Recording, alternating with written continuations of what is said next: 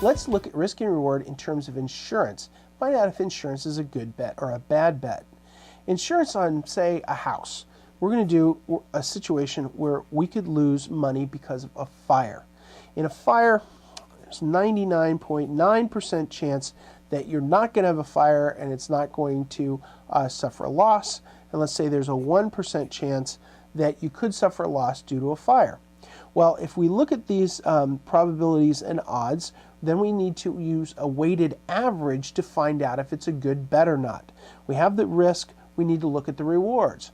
Well, there's a 99.9% chance that you are going to pay, say, $800 for a fire insurance, a homeowner's policy, that covers your risks.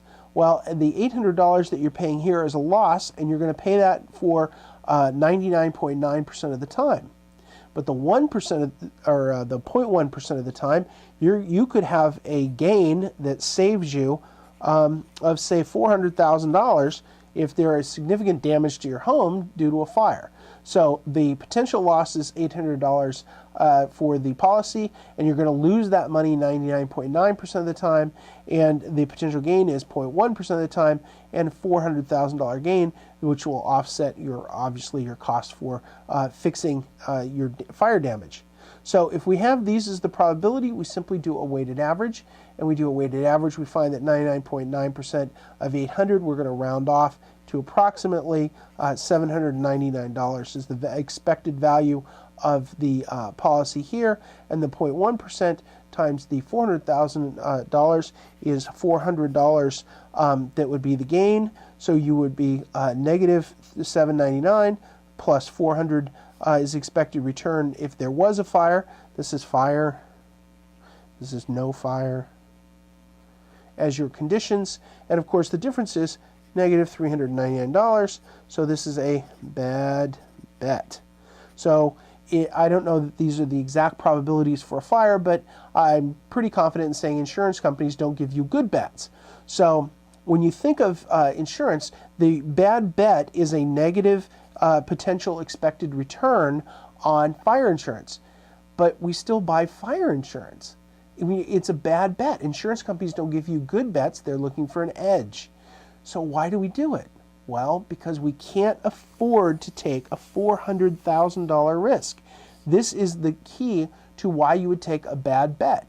If the results are so bad that you can't afford to take the loss, then it's worth transferring the loss.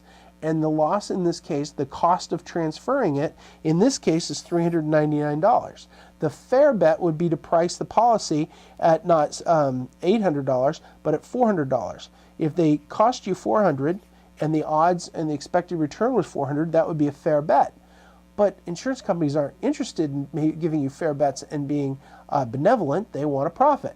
So the profit they make is in exchange for transferring the risk from the $400,000 loss from you to them.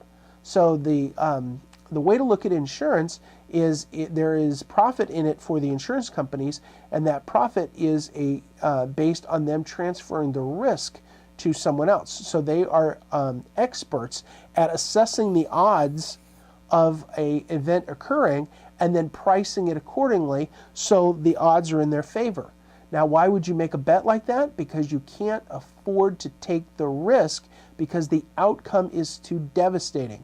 This is why people buy life insurance. It's why they buy homeowners insurance. It's why we need health insurance and many other types of insurance, is because the outcome isn't very high, but if it does happen, we're devastated. So to offset that risk, we pay a small premium to an insurer, and they will take the risk for us. So insurance is much like roulette, much like betting at the horse track. It's a probability of success or failure, and then of course they put the odds on it to reflect profit for the house, so they have an edge. So there's nothing wrong with making a bad bet if the results of the bet offset other risks in your life.